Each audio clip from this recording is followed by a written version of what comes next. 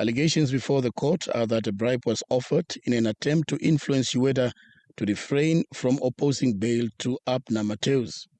Matheus is in custody facing a multitude of charges that range from fraud to scamming and theft. Allegations are that he allegedly birthed a plan to bribe prosecutor Shiweda to ensure he got bail. Police say that the bribe was either not accepted by Shiweda or it never reached her. After bail was denied to Matheus, investigators allege that he coordinated a plot from custody to have her attacked. Shiweda, a regional and control prosecutor, was shot and attacked with acid outside her Ondangwa home on 17 October in an assault police believe was planned in retaliation for her work. She was preparing to take her children to school when attackers struck as she sat in her vehicle. Investigators said her car windows were smashed, she was shot in the legs, and a corrosive substance was thrown on her. She managed to call for help shortly after the attack and was rushed to hospital, where she underwent at least 8 surgical procedures, though she remained in critical care until her death. Shiweda died in hospital on 7 February. She will be buried this weekend.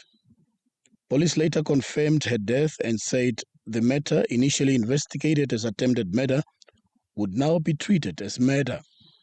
Police have alleged that Matheus used associates to communicate and coordinate activities while in detention and that money was promised to those recruited to carry out the assault. 6 men have been charged in connection with the attack. Those implicated include Ondangwa-based medical practitioner Philemon Fly Nakandungile, who has been arrested and charged. Dr. Nakandungile also faces a charge of murder under the Common Purpose Doctrine.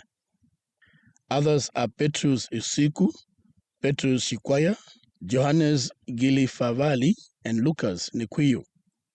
Some of the accused have appeared in court, with proceedings continuing in the Windhoek Magistrates Court.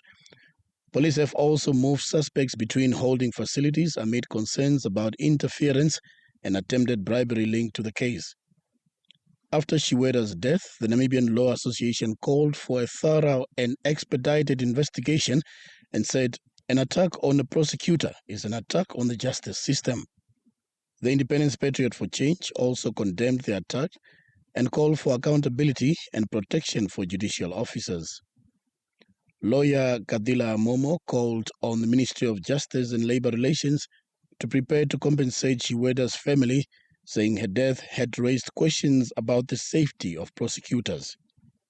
President Netumbo Nandi-Ndaitwah described the safety of judges, prosecutors, and legal practitioners as a national concern and said no justice official should work under threat.